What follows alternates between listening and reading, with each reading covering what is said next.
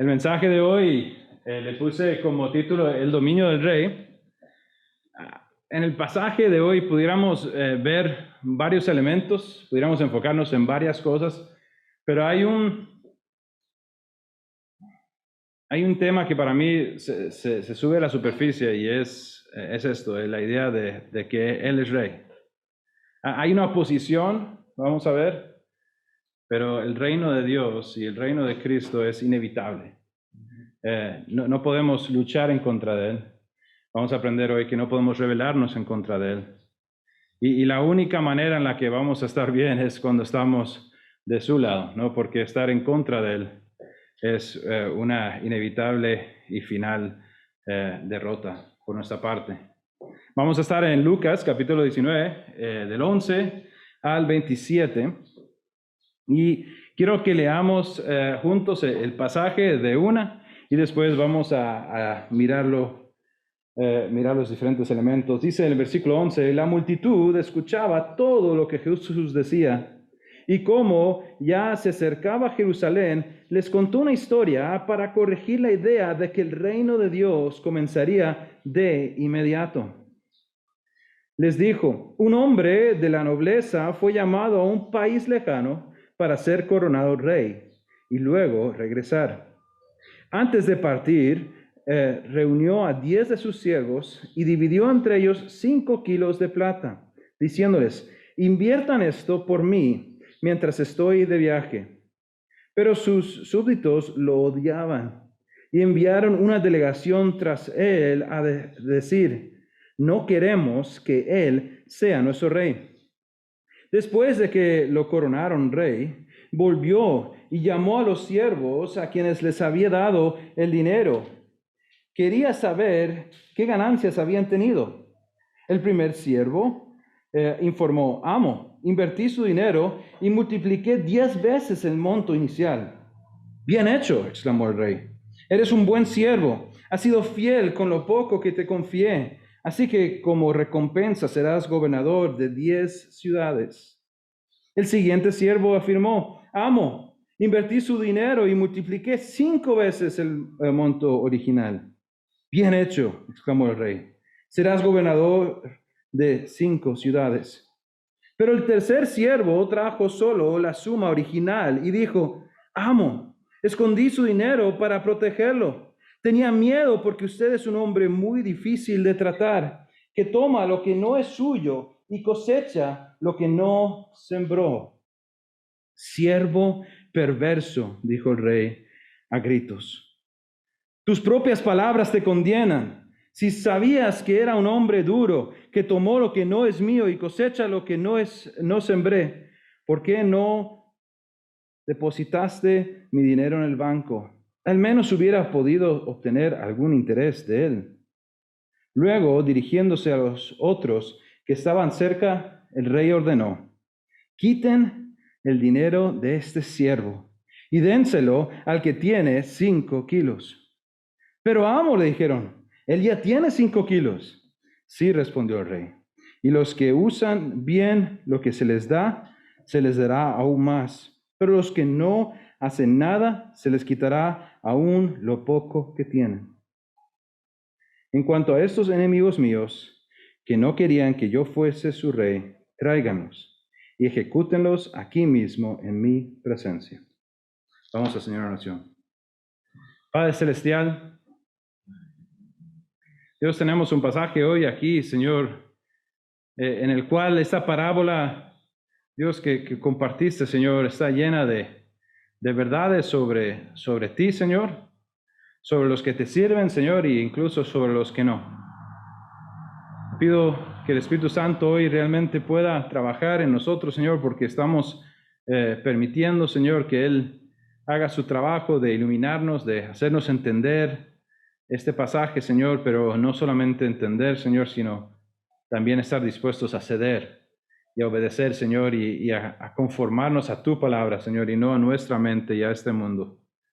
Señor, te pido que tu voz sea clara hoy, Señor. Es por eso que venimos, por eso nos congregamos aquí, Señor, por eso hacemos asamblea, Señor, porque venimos para oír tu voz. Te pedimos por esas cosas, en nombre de Jesús. Amén. Ese pasaje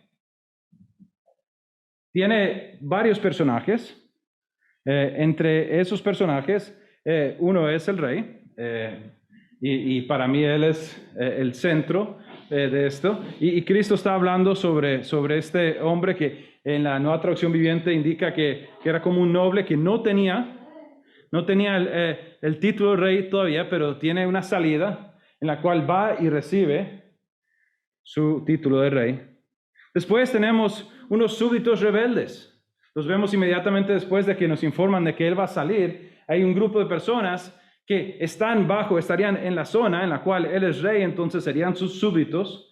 Ellas serían personas que están bajo su liderazgo, los cuales no le quieren, los cuales dicen, no queremos que él sea rey. Dicen algo como, él no es nuestro rey. ¿Suena familiar?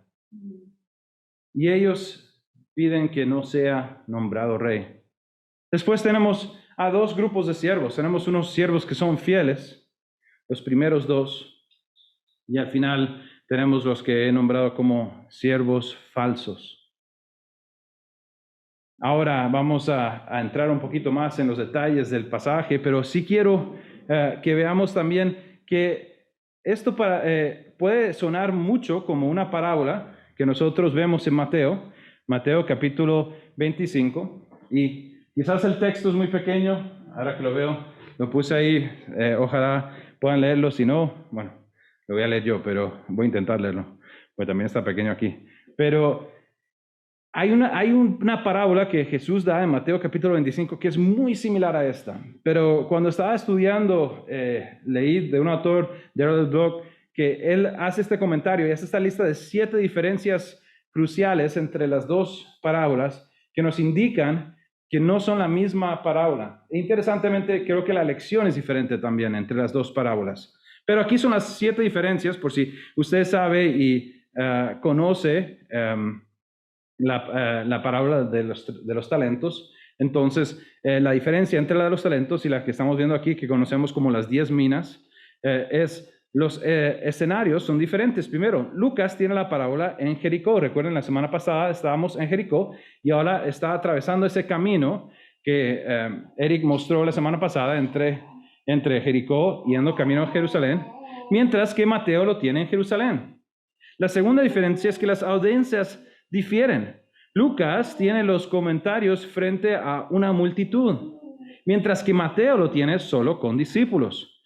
La tercera diferencia es que Lucas tiene una serie de detalles únicos, incluyendo un comentario adicional en el entorno que señala el retraso de la consumación y una nota sobre los cuidados y el emisario enviado para protestar por la selección del rey. O sea, hablando de cuando ellos mandan a alguien a quejarse, decir, no queremos a este rey, es diferente.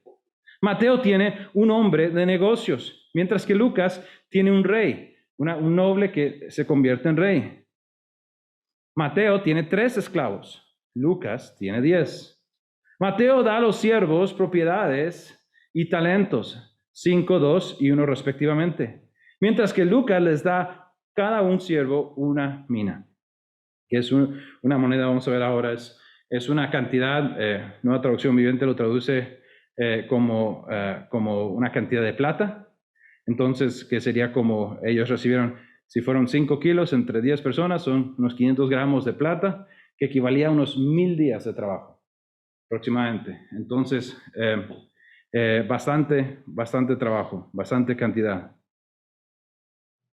Mateo da a los siervos propiedades, talentos, y la séptima es la diferencia de valor entre un talento y una mina produce una gran suma en Mateo y una pequeña suma en Lucas. La diferencia del valor de un talento y una mina era muy diferente. Entonces, ¿qué estamos diciendo?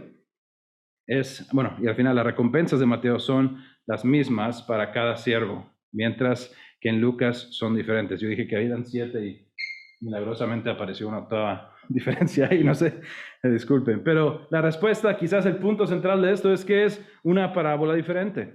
Incluso si la estudiamos, veríamos matices diferentes y aprendemos algunas cosas un poco diferentes. Pero esto nos trae también al hecho de que sabemos de que Cristo estaba durante 3 años enseñando a sus discípulos y sabemos, Juan nos dice, no todo lo que él dijo está grabado. No habría lugar. Pero en este caso tenemos 2 historias que son similares, pero necesitamos entender que esto es una historia específica y no es la misma que la otra. Entrando en el pasaje de hoy, en Lucas, capítulo 19, el versículo 11, dice, la multitud escuchaba todo lo que Jesús decía. Y pensamos, estamos en algún momento ahora entre Jericó, la última parada de Jesús antes de ir a Jerusalén. Y entendemos que Él tiene tiempo de estar con la mirada hacia Jerusalén. Y el propósito de ir a Jerusalén es para ir a la cruz. Es para poder consumar la razón por la que Él había venido. Para traer redención, para traer perdón de pecados a través de su sacrificio. Pero la multitud está escuchando lo que Jesús dice. Y como ya se acercaba a Jerusalén, entonces están ya en los últimos pasos. La semana que viene vamos a estar en Jerusalén. Les contó una historia. Él cuenta esta parábola para corregir la idea de que el reino de Dios comenzaría de inmediato. Si han estado conectados o hemos estado escuchando, oímos. Eso es como algo constante, ¿no? En el pensamiento de las personas que hablan con Jesús, de que el tiempo es ya, el tiempo es ya, el tiempo es ya. Y Jesús está intentando mostrarles algunas realidades de que sí, Él es el rey, pero no es ahora mismo. Y es importante que pensemos en eso en el contexto de esta parábola. Porque cuando Él cuenta la historia hay un tiempo, ¿no? Hay un estar aquí, el irse durante un periodo de tiempo y el volver como rey. ¿Y qué ocurre? Entonces necesitamos pensar en ese término, en lo que Él habla con los que son sus seguidores, con sus siervos, con los que representarían a los discípulos, a los creyentes, a las personas que le rodean. Y lo que Él va a esperar y lo que va a ocurrir cuando Él vuelva como rey. Lucas continúa diciendo, les dijo, un hombre de nobleza fue llamado a un país lejano para ser coronado rey y luego regresar. Antes de partir, reunió 10 de sus siervos y dividió entre ellos 5 kilos de plata, diciéndoles, inviertan esto por mí mientras estoy de viaje. Jesús parece estar hablando del hecho de que va a haber un espacio en el cual no está, pero hay una expectativa de que los que están ahí van a recibir algo y necesitan hacer algo con eso. Necesitan estar viviendo una vida industriosa, una vida en la cual están trabajando para los propósitos del rey y para los propósitos del reino. Inviertan esto mientras estoy de viaje. Este hombre en la historia tiene una expectativa de cada uno de esos siervos. Cada una de esas personas, él tiene una expectativa para ellos. Él espera de ellos que trabajen, que estén ocupados en la obra en la cual ellos han sido puestos. 14 dice, pero sus súbditos lo odiaban. Y notemos la diferencia en el lenguaje. Uno está hablando de siervos y aquí dice sus súbditos. Es un grupo más amplio, es un grupo que lo rodea. Serían las personas que están bajo él, pero sus súbditos lo odiaban. Y enviaron una delegación tras él a decir, no queremos que él sea nuestro rey. Tenemos una situación interesante porque aquí tenemos a una persona que es un líder, que es una persona que está a cargo de una región, en el cual está yendo a un lugar donde se le va a dar el título de rey. Pero hay un grupo de personas que dicen, no, él no es nuestro rey, no queremos que sea nuestro rey, no nos gusta. Y me parece interesante cómo es que Jesús está literalmente a días de que esto ocurra en Jerusalén. De que primero lo reciban como rey por un lado y después decidan no. Y digan, ¿qué? Esas famosas palabras, nosotros solo tenemos un rey. ¿Quién es? César. Caribarros. No lo querían tampoco como rey, pero lo querían más que a este. No queremos que él sea nuestro rey. Versículo 15 dice, después de que lo coronaran rey, Eso fue rápido. En ese versículo es rápido. Sabemos que el retorno no es tan rápido, pero hay un grupo de personas que dicen, Él les deja y nada más pensemos en la línea de tiempo. Él dice, me voy, deja encargado a sus siervos hacer un trabajo, tienen una responsabilidad y hay un grupo de personas que incluso mandan palabra para intentar evitar que esto ocurra. ¿Son exitosos en su misión de evitar que Él sea rey? No, no. Porque versículo 15 dice, después de que lo coronaran rey, volvió. El rey vuelve. Y llamó a los siervos a quienes les había dado el dinero. Quería saber qué ganancias habían tenido. Aquí es donde tratamos con dos tipos de siervos. Los siervos fieles, primeramente. Versículo 16 dice, el primer siervo informó, amo, invertí su dinero y lo multipliqué 10 veces el monto inicial. Él toma ese medio kilo de plata y lo convierte otra vez en 5 kilos. Él puede hacerlo. Y está, bueno, yo me imagino que tenía que estar súper contento de lo que había ocurrido. Versículo 17 dice, bien hecho, exclamó el rey, eres un buen siervo, has sido fiel con lo poco que te confié, así que como recompensa serás gobernador de 10 ciudades. Ahora vemos el segundo. Similarmente, él dice, siguiente siervo informó, amo, invertí su dinero y multipliqué 5 veces el monto original. Bien hecho, exclamó el rey, serás gobernador de 5 ciudades.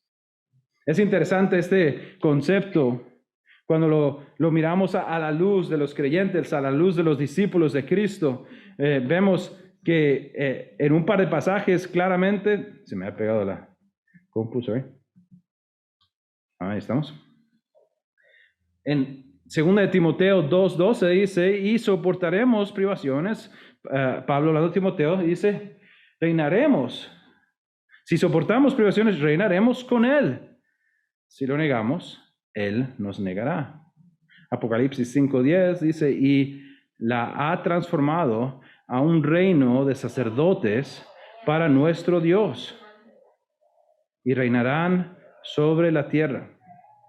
Hay otros pasajes que hablan sobre este concepto, de la idea de que los creyentes van a reinar con Cristo, de que van a tener una participación. Y entonces es interesante que en este pasaje él está hablando de este paralelo en el cual está contando esta historia, en el cual hay una participación continuada por esas personas que estaban sirviéndole. Pero en Lucas, el versículo 20 dice, pero el tercer siervo trajo solo la suma original. Y vean la diferencia de la actitud. Porque en los otros dos y en otras traducciones a veces incluso sentimos un poquito más esta idea de como agradecimiento de los otros siervos hacia el rey, en el sentido de que no es algo que ellos han hecho, sino que ellos entienden que es algo que no sé, quizás porque el reino que tiene es un reino que tiene paz y la industria está bien y pueden hacer cosas y ellos entienden que es algo que viene de él. Pero este siervo tiene una actitud completamente distinta. Dice, amo, escondí tu dinero para protegerlo. Me diste algo, un recurso con el cual yo debía de trabajar y hacer cosas y poder hacer algo, pero lo que hice fue esconderlo. ¿Y por qué? Tenía miedo, porque usted es un hombre muy difícil de tratar, que toma lo que no es suyo y cosecha lo que no sembró. Qué increíble declaración. Y creo que entendemos para ahora que hay una conexión directa. ¿Quién es el rey en esta historia? Es Cristo. ¿Y los siervos? Son sus discípulos.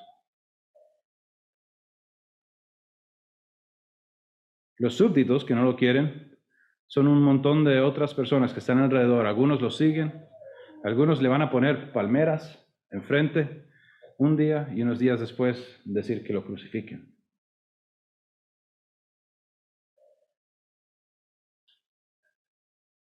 Pero tenemos a este.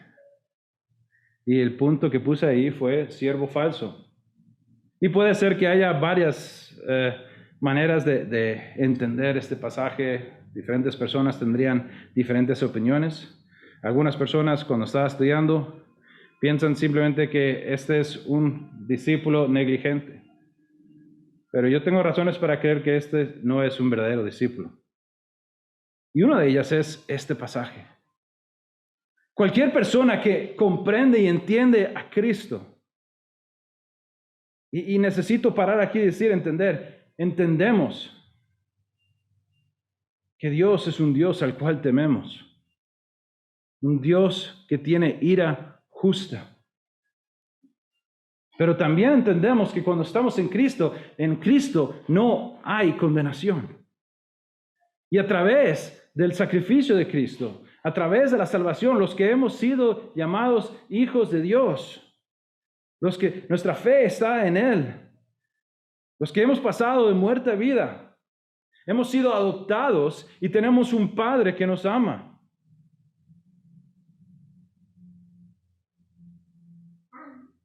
Este lenguaje no es el lenguaje para mí de una persona que tiene una verdadera relación con su Señor. Además, al final de ese versículo, no solamente habla sobre esta relación que parece que no es una relación natural, sino que habla también sobre el hecho de que toma lo que no es suyo y cosecha lo que no sembró.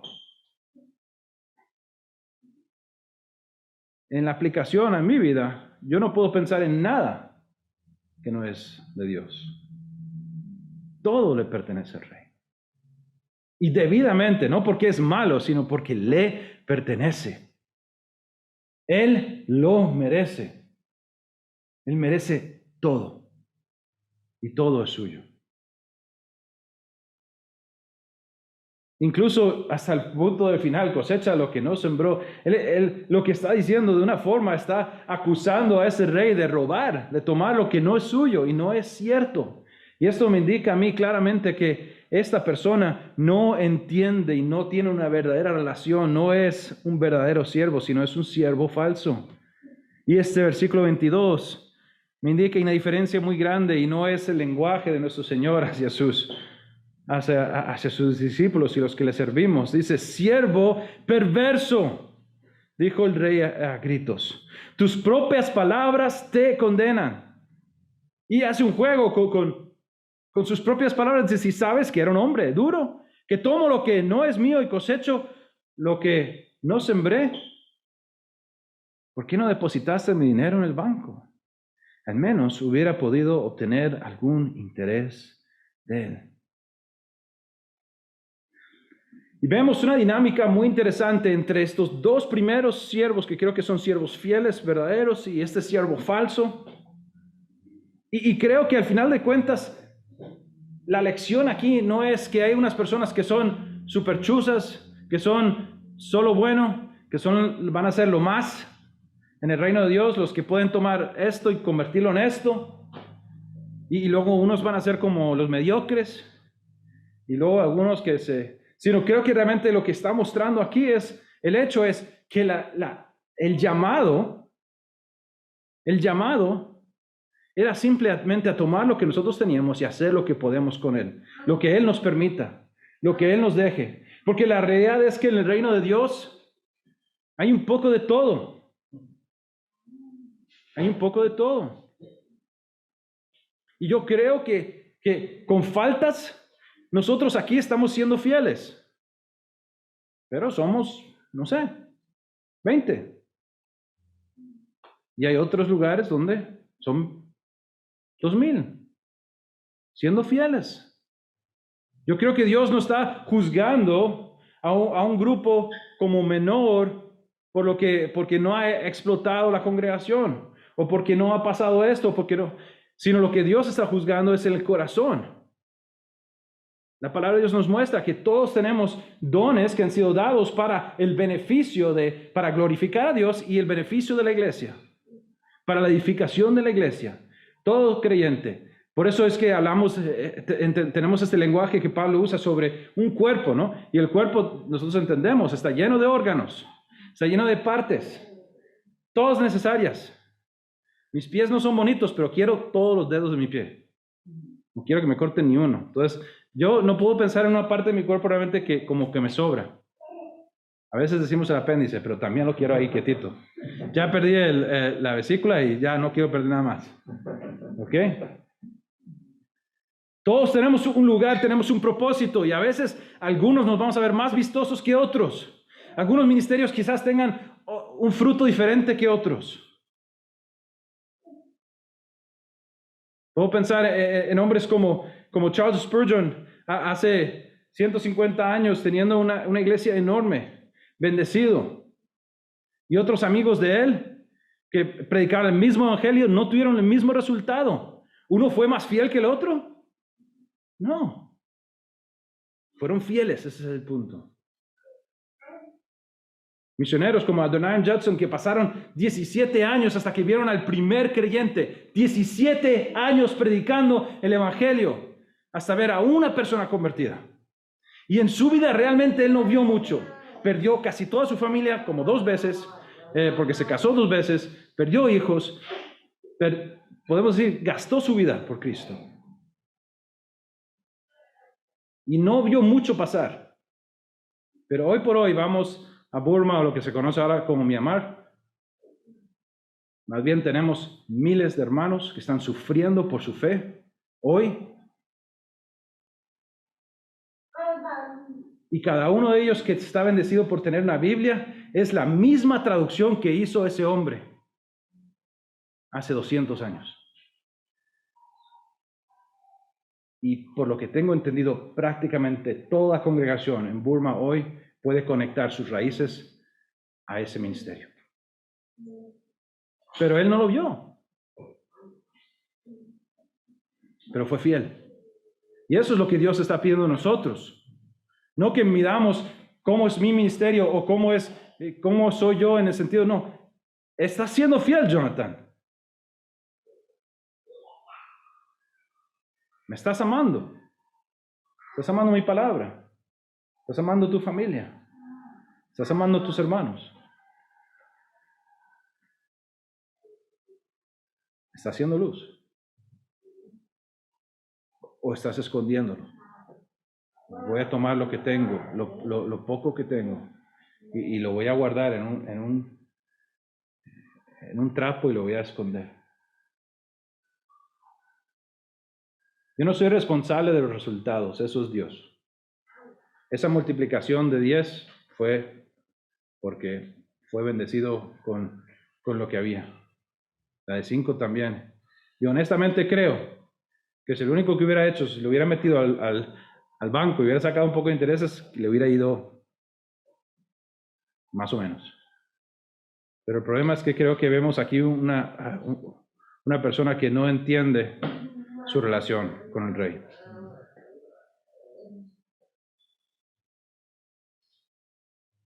Versículo 23 dice, ¿por qué no depositaste mi dinero en el banco? Al menos hubiera podido tener algún interés de él. Algo. ¿Por qué no hiciste algo con lo que te di? ¿Por qué no estuviste dispuesto a hacer algo?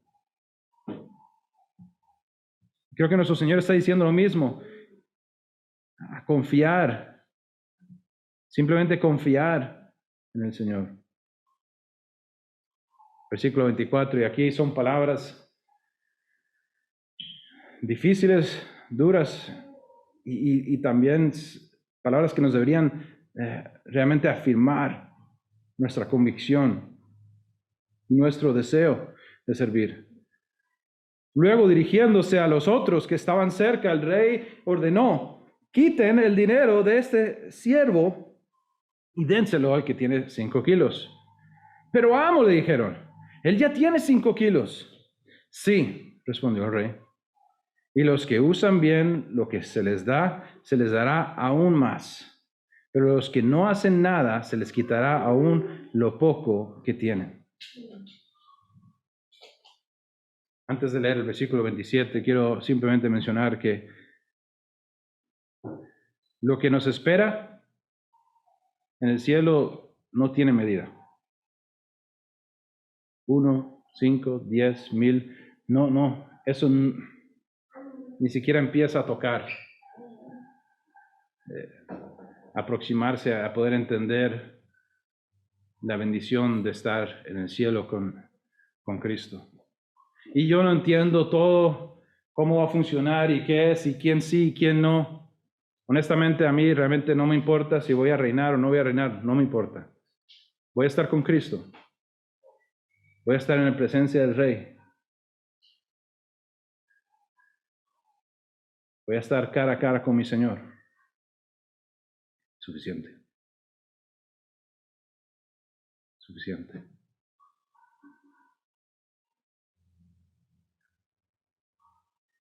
El Señor mismo tenía entre su congregación a una persona que parecía ser un discípulo. Parecía ser un siervo del Rey. Y desafortunadamente es muy posible que una persona camine y se vea como un creyente, quizás incluso recibe alguna de las bendiciones de estar en una congregación, de estar en una familia de fe, de recibir ese amor, de incluso ejercer lo que pareciera ser parte de eso. Pero la palabra de Dios nos menciona en varios lugares.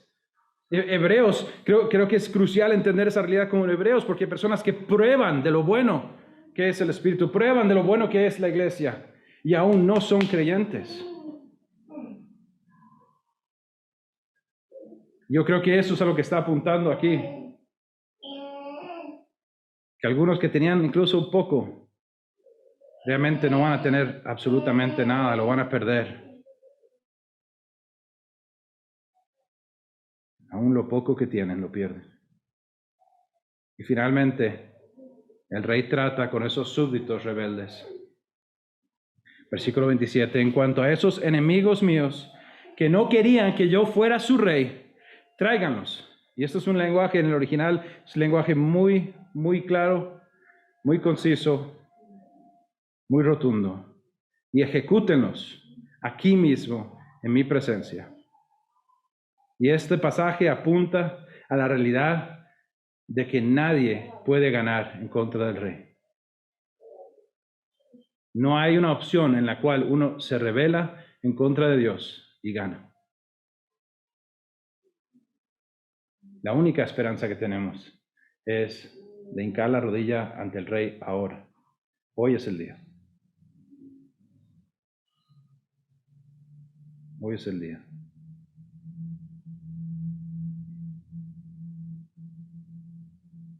Les dejo con 3 pensamientos para cerrar hoy. Y uno es que alguien crea o no crea, estemos viviendo así o no, el rey será coronado. El rey va a volver. Había un grupo de gente y sigue habiendo un grupo de gente que dice, no queremos que él sea nuestro rey. Y hasta el día final habrá gente así. Pero no hay, el reinado de Cristo es inevitable. Es inevitable. Y eso es buenas noticias para los que somos sus súbditos, para los que somos sus siervos. Hoy en día no nos gusta usar ese lenguaje, pero eso es un lenguaje bello. Es que me he sometido a Él, al único buen maestro, al único que realmente me puede cuidar. Y como nuestro hermano Pablo diría, yo me uno a Él, yo quiero ser su esclavo. Yo quiero estar atado a Él, porque la única otra opción es estar atado al pecado y a la muerte. Y si tengo que elegir entre estar atado al pecado y la muerte y estar atado a Cristo, yo quiero servirle a Él, yo quiero ser su siervo. Entonces, aunque a veces nuestro corazón quiere pelear contra esa noción, ojalá podamos tener un entendimiento claro de lo bello que es servir al Rey.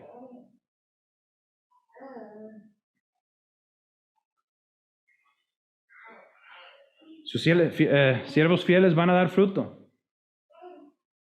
El fruto creo que comienza incluso entre nosotros. Vemos el fruto del Espíritu, las cosas que yacen que salen de su obra que ha hecho en nuestro corazón, la transformación que ha hecho en nosotros. No es necesariamente incluso cosas que hacemos fuera, sino cosas que empiezan, pero después eso brota y tiene resultados. Y no sé si va a ser 1 o 5 o 10, y no sé ni siquiera qué significan esos 1, 5 o 10. El punto es que un verdadero creyente da muestras de eso, vive de tal manera. Es una nueva criatura. Las cosas viejas han pasado, he aquí todo es hecho nuevo. Y finalmente, lo que dije al final, en el último pasaje, nadie puede rebelarse en contra de él. No, quizás en esta vida, Dios da chance y da oportunidad de que la gente levante el puño a Dios y diga que Dios está muerto y Dios no existe, o que hay otro Dios, o que yo soy Dios. Hace como unos 15 años estaba trabajando en un proyecto, un documental, y hice una entrevista a una muchacha y le estaba preguntando sobre qué creía de Dios. Y ella me miró y me dijo, yo no creo en Dios, yo creo en mí. Dios ha dado el chance de que las personas elijan eso. Pero al final de cuentas, en el último día, nadie puede rebelarse contra Él. El reinado de Cristo es inevitable. Ojalá estemos sirviéndole a Él. Vamos al Señor en oración.